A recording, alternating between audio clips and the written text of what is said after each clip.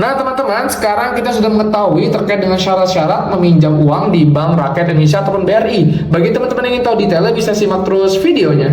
Video ini dipersembahkan oleh Arena Usaha. Selalu ada jalan bagi kalian yang selalu berjuang.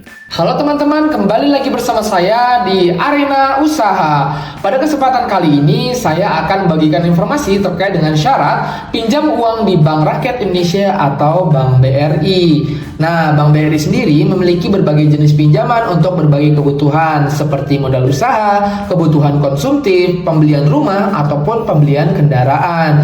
Meskipun syarat detailnya bisa berbeda-beda untuk setiap produk pinjaman, ada beberapa persyaratan umum yang biasanya berlaku untuk semua calon peminjam. Berikut adalah syarat-syarat untuk meminjam uang di Bank BRI. Pertama, untuk calon peminjam itu harus warga negara Indonesia dan memiliki identitas ataupun KTP. Dan untuk usia minimal 21 tahun atau sudah menikah. Dan biasanya untuk maksimal usia saat peminjaman lunas biasanya 55 tahun untuk karyawan dan 65 tahun untuk pensiunan atau wira swasta. Dan yang ketiga, memiliki penghasilan tetap atau usaha produktif. Yang keempat, teman-teman juga memiliki riwayat kredit yang bersih alias lolos SLIK OJK atau BI Checking. Yang kelima, teman-teman yang jelas memiliki rekening BRI agar bisa mempermudah pencairan dana dan pembayaran cicilan.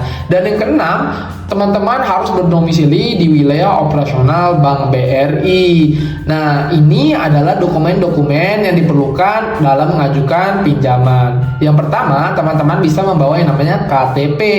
Dan untuk yang sudah menikah bisa membawa yang namanya akte pernikahan.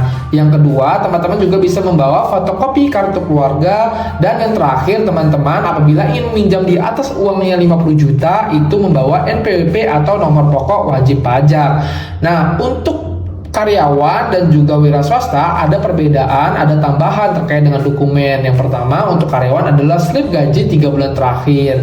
Dan yang kedua, surat keterangan penghasilan dari perusahaan. Dan yang terakhir, fotokopi SK pengangkatan pegawai tetap.